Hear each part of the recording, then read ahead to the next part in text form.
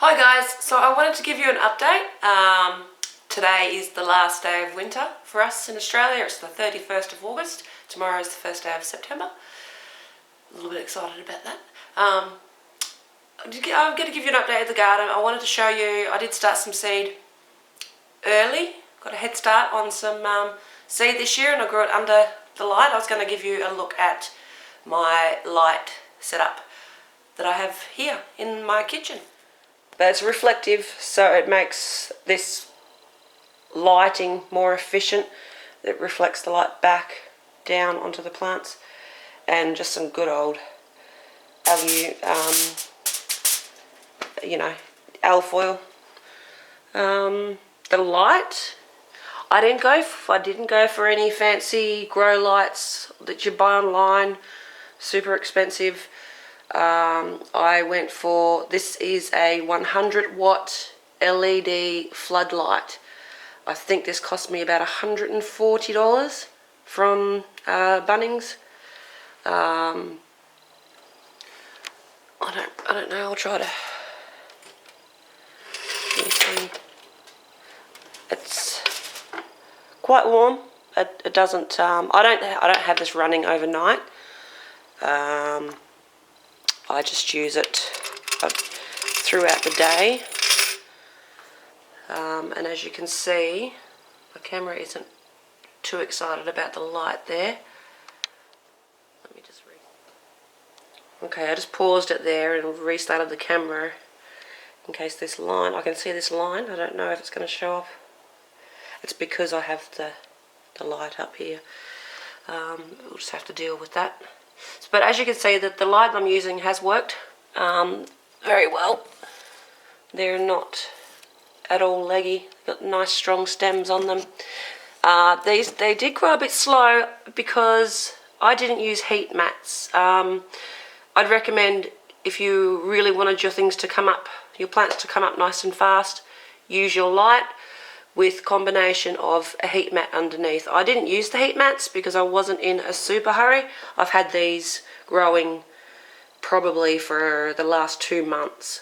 As I said, I got started super early on them and I knew they weren't going to be going outside anytime soon. But now here we are a couple months later and they're definitely getting ready. I have to get them hardened off, get these ones outside. So yeah, I did not use heat mats. These are positioned next to my wood stove. I figured they would be warm enough, which they were, but they were still quite slow to get up and get going without a heat mat. So that's just a little tip for you. I've got all different varieties of tomatoes in here. Some of these smaller ones. That's a dwarf, that's a Tiny Tim, that's a dwarf variety. Have Subarctic, I think that's another smaller type. I've not grown the Subarctic before. It's supposed to be early or late season tomato. And then the others are, I have the Green Zebra, Mary Italian, which is your pasta type tomatoes.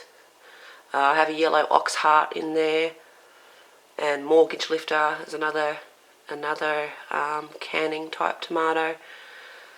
So yeah, I'm also going to try my hand at some melons this year. I have Honeydew melons, I have Moon and Stars watermelon, I have Sugar Baby watermelon. There's more honeydews at the back there.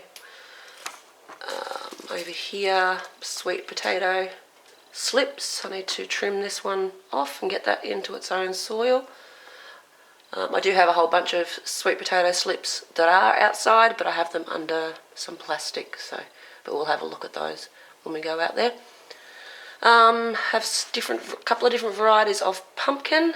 I have some Jarrahdale, which are actually outside. They're supposed to be a bit more cold tolerant, so they are outside. That one you're looking at right there is a crookneck. There's a butternut squash over here.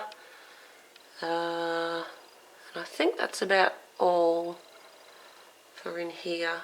But yeah, as I said, These have definitely ready to go outside and start hardening off. I have had them out on some of our nicer days. Today isn't terribly great. You'll see that because we're about to head out there. In the back there I have some amaranth seed and some Thai basil seed. They're both very slow. The amaranth I haven't had the best germination with the amaranth. It hasn't looked like it's done a whole lot.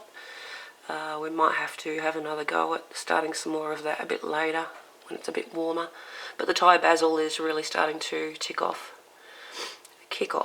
now. So, but yeah, that's my light setup, and that's done on well, a cheap scale, cheap scale, but it definitely works. You can see for yourself. Absolutely works fine.